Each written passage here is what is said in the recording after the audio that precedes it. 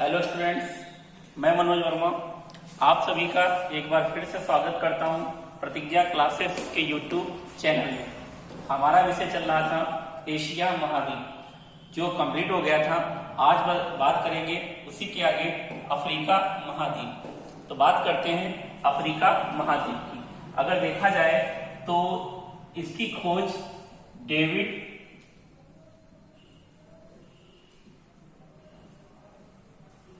Livingstone व Stanley ने की थी। ये इसमें अर्थात यूरोप के रहने वाले थे और इन्होंने ही अफ्रीका महाद्वीप की खोज की थी। अगर देखें अफ्रीका महाद्वीप के बारे में तो यह विश्व का दूसरा जनसंख्या व क्षेत्रफल की दृष्टि से बड़ा महाद्वीप है। अर्थात कह सकते हो कि विश्व का जनसंख्या व क्षेत्रफल में दूसरा सबसे बड़ा महाद्वीप अफ्रीका महाद्वीप है। अगर बात करें क्षेत्रफल की तो विश्व का लगभग 20% क्षेत्रफल अफ्रीका महाद्वीप के पास है। अगर बात करें जनसंख्या की तो विश्व की लगभग 14% जनसंख्या अफ्रीका महाद्वीप में निवास करती है और इसीलिए इसे विश्व का दूसरा सबसे बड़ा महाद्वीप कहा जाता है। अगर बात करें पहले की तो पहला महाद्वीप हमारा एशिया महाद्वीप है। अगर इसकी बात करें क्षेत्रफल की तो इसका क्षेत्रफल है संपूर्ण पृथ्वी का लगभग 30% क्षेत्रफल एशिया महाद्वीप के पास है और इसमें जनसंख्या निवास करती है विश्व की 60%। अगर देखें कि जनसंख्या में सबसे बड़े देश कौन है तो पहला आता है चीन और दूसरा हमारा भारत है। हम भारतीयों का मानना रहा है कि भारत प्रोग्रेस नहीं करता है, तो यहाँ पर देखते हैं कुछ आंकड़े बता रहे हैं कि भारत क्षेत्रफल में विश्व का 7वां सबसे बड़ा देश है तथा जनसंख्या में विश्व का दूसरा सबसे बड़ा देश है।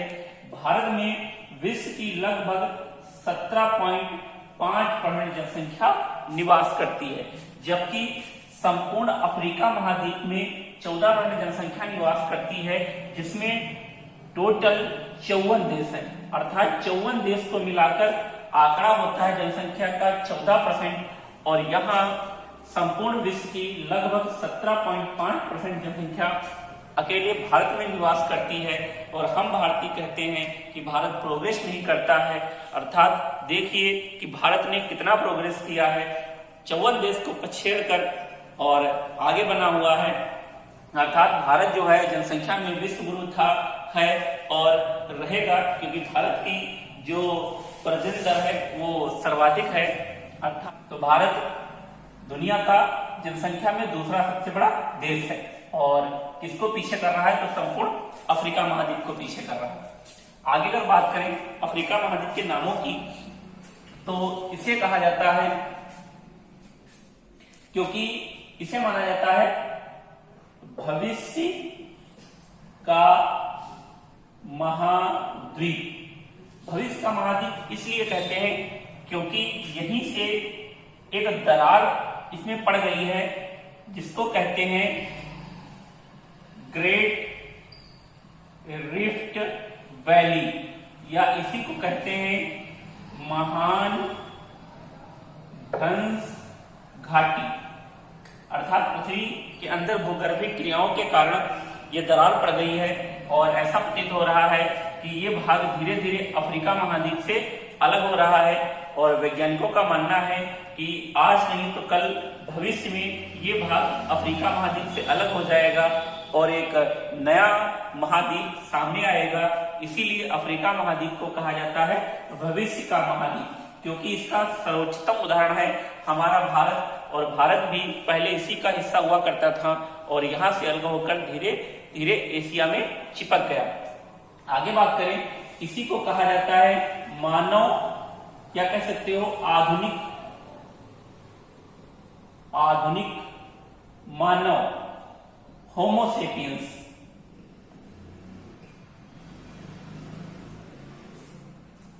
की जन्मभूमि। या स्थली, अर्थात आधुनिक मानव होमो सेपियंस की जन्म स्थली अफ्रीका महाद्वीप को ही माना जाता है, क्योंकि यहाँ पर एक झील है जिसको कहते हैं विक्टोरिया झील। तो विक्टोरिया झील के आसपास ही सबसे पहले मानव अवशेष पाए गए थे और कई वैज्ञानिकों का मानना है कि पृथ्वी पर सबसे पहले मानव की उत्पत्ति इसी अफ्रीका महाद्वीप में हुई थी और यहीं से मानव पलायन करके अन्य महाद्वीपों में पहुंचा। इसीलिए अफ्रीका महाद्वीप को मानव उत्पत्ति का महाद्वीप भी कहा जाता है। अगर आगे बात करें अफ्रीका महाद्वीप की तो इसका एक और नाम आता है, इसी को कहते हैं मरुस्थली महाद्वीप।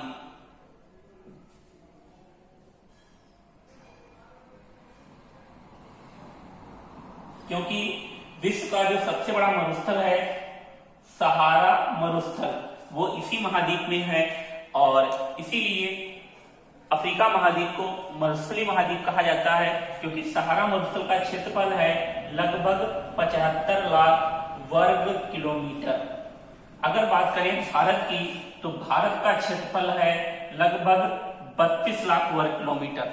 अर्थात देखा जाए तो ये सहारा मरुस्थल है भारत से 2.5 गुना बड़ा। एक और यहाँ मरुस्थल है कालाहारी मरुस्थल। तो ये दुनिया के विशालतम मरुस्थल हैं जो अफ्रीका महाद्वीप पर पाए जाते हैं और अफ्रीका महाद्वीप का लगभग 1/3 भाग मरुस्थली है, इसीलिए इसे कहा जाता है मरुस्थली महाद्वीप। अगर आगे बात करें तो इसी अफ्रीका महाद्वीप को कहा जाता है, क्योंकि जो अफ्रीका महाद्वीप है ये प्राचीनतम भूखंड है। अर्थात अफ्रीका महाद्वीप सबसे प्राचीनतम भूखंड माना जाता है और इसे गोंडवाना लैंड का हिस्सा माना जाता है। तो जो अफ्रीका महाद्वीप है ये गोंडवाना लैंड का हिस्सा है और हमारा भारत जो दक्षिण भारत कहा जाता है प्रायद्वीपीय भारत, वो भी पहले गोंडवाना लैंड का हिस्सा था और यहाँ से अलग होकर सीधे वहां चला गया। अगर आगे इसकी बात करें तो इसी को कहा जाता है काला महाद्वीप और इसके नाम आते हैं, इसी को कहा जाता है आंध्र महाद्वीप। तो इसे काला महाद्वीप और आंध्र महाद्वीप क्यों कहते हैं तो इसके बारे में डिस्कस करते हैं। तो ध्यान देना,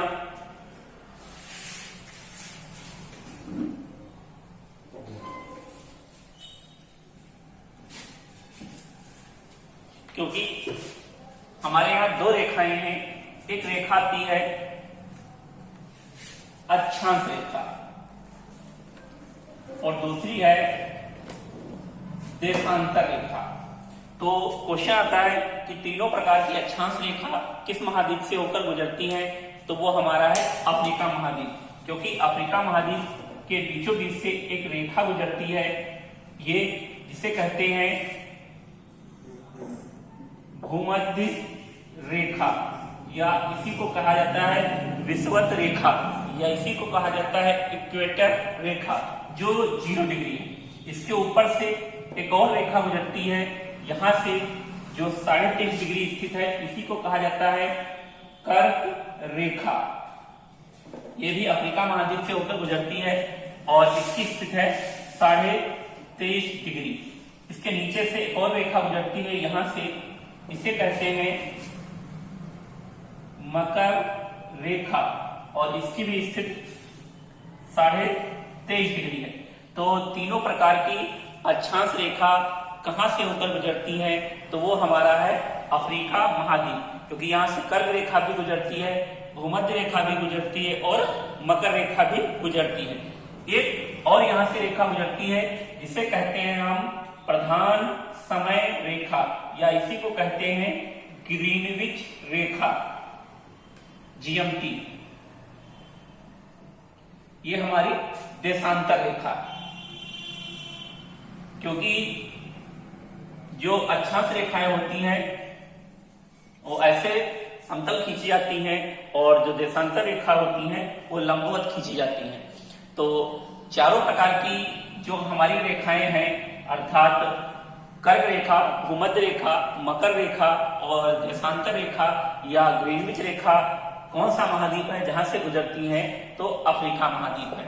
अब अगर आगे बात करें तो ये भूमध्य रेखा का जो ये क्षेत्र है, ये एरिया, इसी को कहते हैं ट्रॉपिकल जोन, अर्थात ये जो एरिया आता है ये आता है उष्ण कटिबंधी, अर्थात यहाँ सर्वाधिक गर्मी पाई जाती है और सर्वाधिक उष्णता होने के कारण जो व्यक्ति यहाँ पर निवास करते हैं या जो जातियां यहाँ पर निवास करती हैं उनका रंग काला हो जाता है, पक्के रंग के हो जाते हैं, पक्का काला रंग होता है। इसीलिए अफ्रीका महाद्वीप को कहा जाता है काला महाद्वीप। एक और नाम आता है आंध्र महाद्वीप। अब बात करते हैं आंध्र महाद्वीप इसे क्यों कहा जाता है?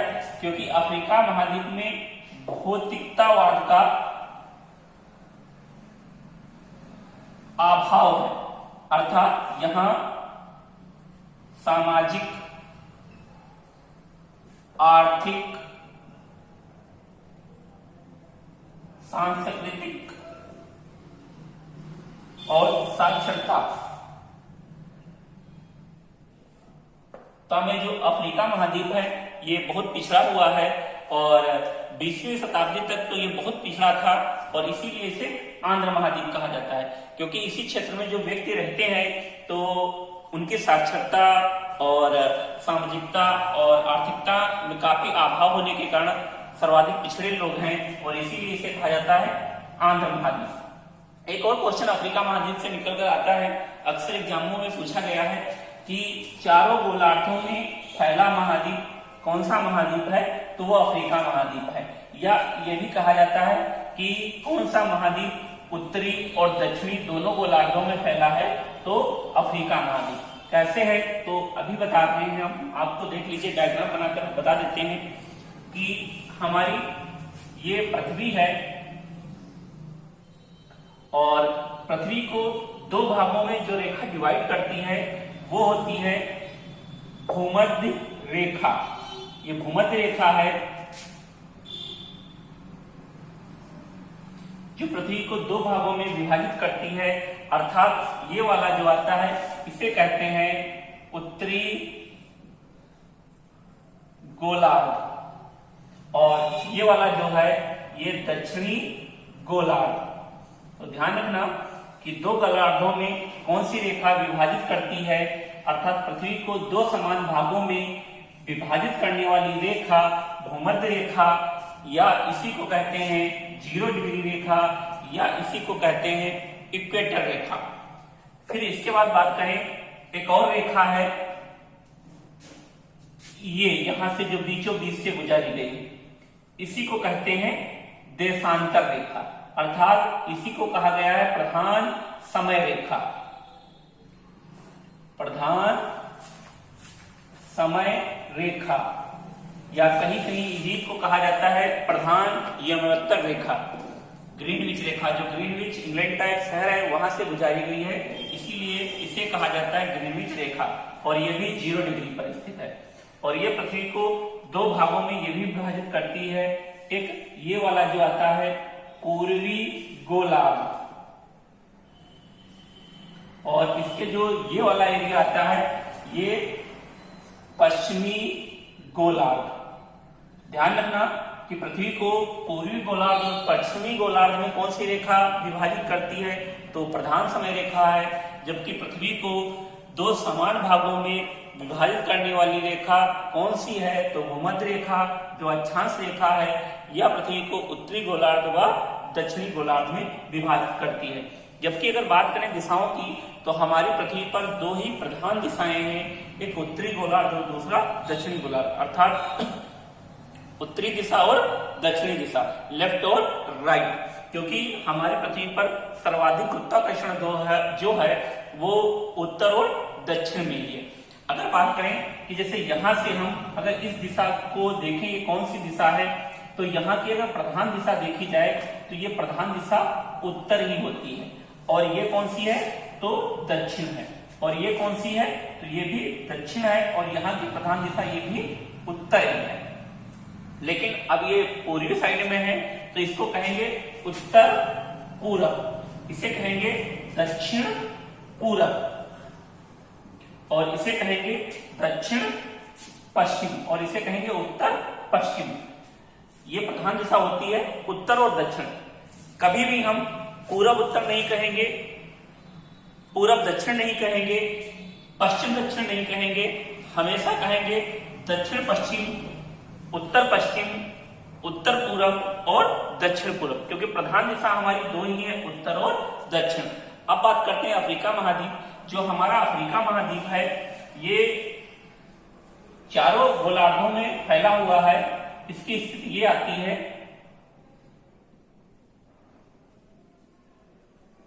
ये तो अगर देखा जाए तो ये चारों गोलार्धों में फैला है, अर्थात जो ये इसका एरिया है ये उत्तर पूर्वी गोलार्ध में, इसका जो ये एरिया है ये दक्षिण पूर्वी गोलार्ध में, और इसका जो ये एरिया है ये दक्षिण पश्चिम गोलार्ध में, और इसका जो ये एरिया है ये उत्तर पूर्वी गोलार्ध में। अर्थात विश्व का अकेला महाद्वीप दक्षिणी अफ्रीका महाद्वीप जो चारों गोलार्धों में फैला है तो वो अफ्रीका महाद्वीप है। अगर आगे बात करें इसकी तो यहीं से जो ये एक ग्रीनविच रेखा है ये अफ्रीका के घाना शहर से होकर गुजरी, ठीक है, ये समय रेखा है, इससे समय निकाला जाता है। अब बात करते हैं अफ्रीका महाद्वीप की स्थिति की कि कैसे स्थिति है।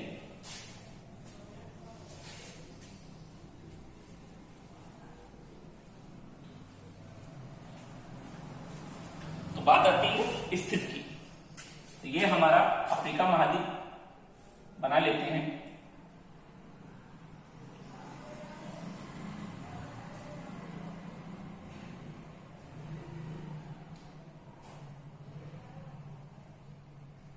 ये बन गया हमारा अफ्रीका महाद्वीप, जहां पर एक द्वीपीय देश है, ये द्वीपीय देश हो गया।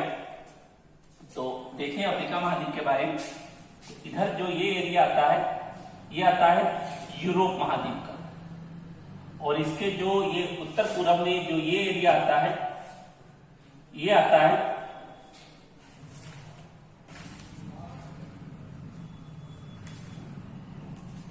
ये एशिया महाद्वीप का स्थिति है इसकी। अगर बात करें तो यहां पर एक सागर है, ये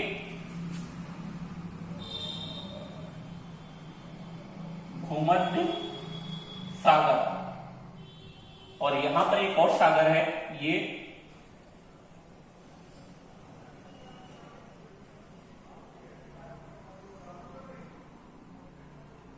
ये आता है लाल सागर, और यहां पर एक खाड़ी है, ये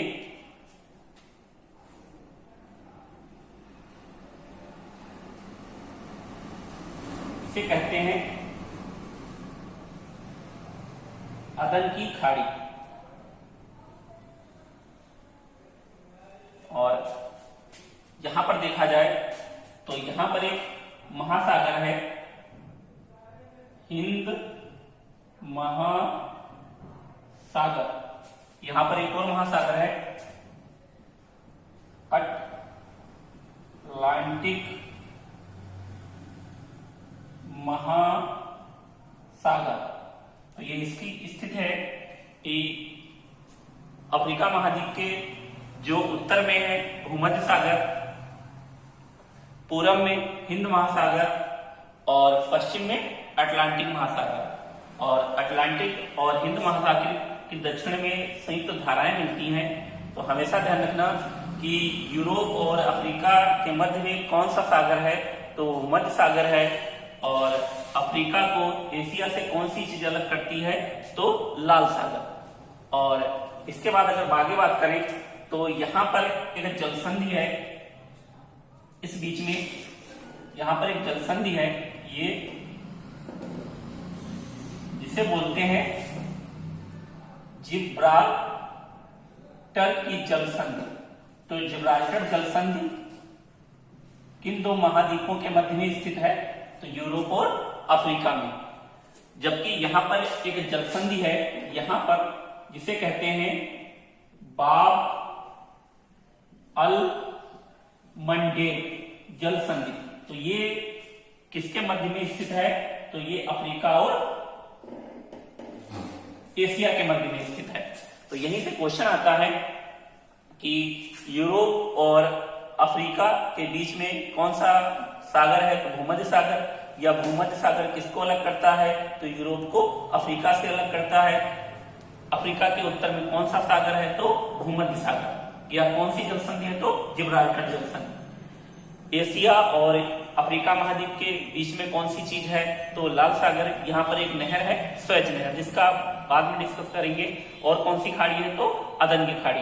अफ्रीका और एशिया के मध्य में कौन सी जलसंधि है, तो बाबल मंडेब जलसंधि। यहाँ से क्वेश्चन ध्यान रखना कि एक और क्वेश्चन बन सकता है कि जो ये जिब्राल्टर की जलसंधि है, ये एक देश आता है यूरोप महाद्वीप का, जिसको कहते हैं स्पेन।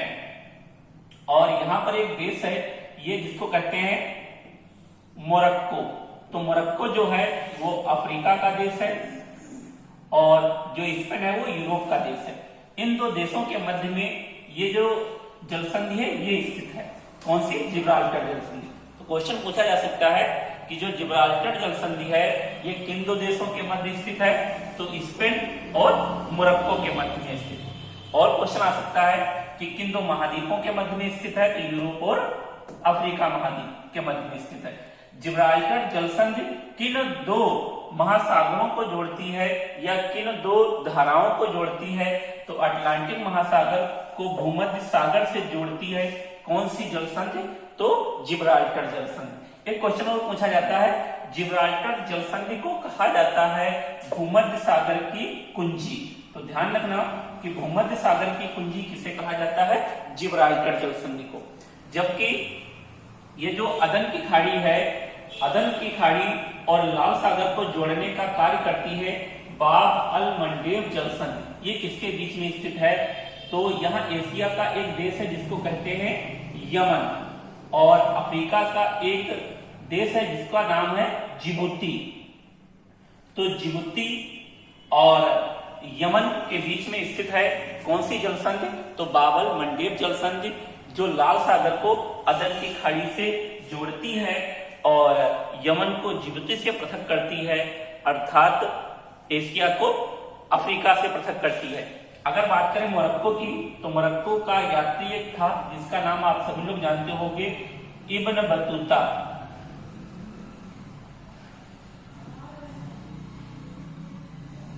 तो ये इब्न बतूता था जो मोरक्को का यात्री था और भारत आया था। शायद ये हमारे दिल्ली सल्तनत का एक राजा था जिसका नाम था मोहम्मद बिन तुगलक। तो मोहम्मद बिन तुगलक के शासनकाल में आया था इब्न बतूता। एक गाना भी बना था कि इब्न बतूता जूता ऐसे कुछ पहने तो करता है चुर, ऐसे कुछ गाना आया था। ठीक है, तो लगभग ये आज का टॉपिक समाप्त होता है। जितना जो कुछ था हमने इसमें बता दिया है। आगे अगर बात करेंगे इसकी स्थिति की और भौतिक स्थिति, जैसे हमने एशिया के बारे में पठार और मरुस्थल सारे डिस्कस किए थे, तो वैसे अफ्रीका के बारे में भी डिस्कस करेंगे। और अगर हमारा चैनल आप सब लोगों को अच्छा लग रहा हो तो ज्यादा से ज्यादा सब्सक्राइब करिए और वीडियो को शेयर करना ना भूलिए, और सब्सक्राइब करते समय बेल आइकन जरूर प्रेस करिए।